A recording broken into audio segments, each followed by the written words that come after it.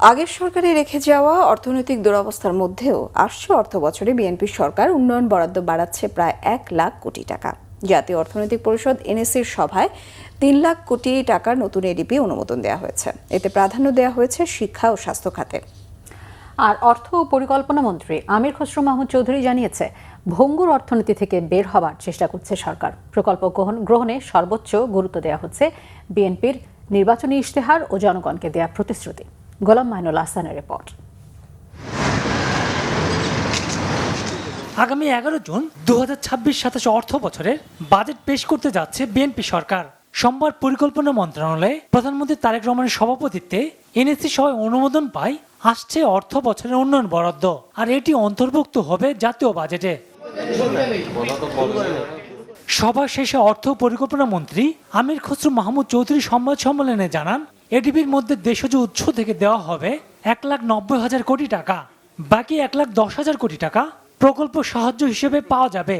আর নতুন প্রকল্প গ্রহণে কর্মসংস্থান বাড়ানো দেওয়া হচ্ছে অগ্রাধিকার। বিগত নির্বাচনে আমাদের যে ম্যানিফেস্টো এবং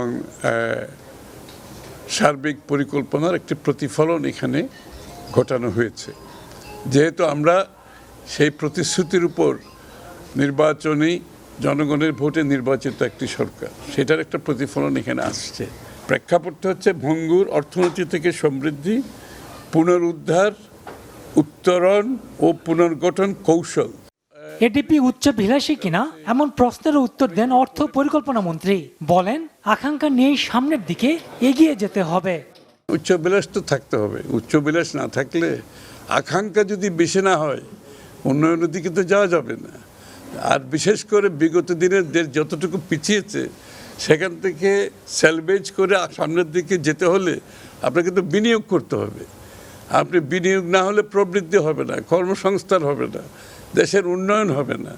সুতরাং আমাদের সেই কনফিডেন্স আছে, আমরা সেটা বাস্তবায়ন করতে পারবো বিধায় আমরা প্রকল্প এত বড় একটা ডেভেলপমেন্ট বাজেট করেছি।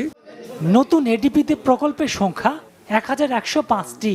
স্বায়ত্তশাসিত প্রতিষ্ঠানগুলো উন্নয়ন খরচ সহ সার্বিক এডিপির আকার 3,08,925 কোটি টাকা ধরা হয়েছে।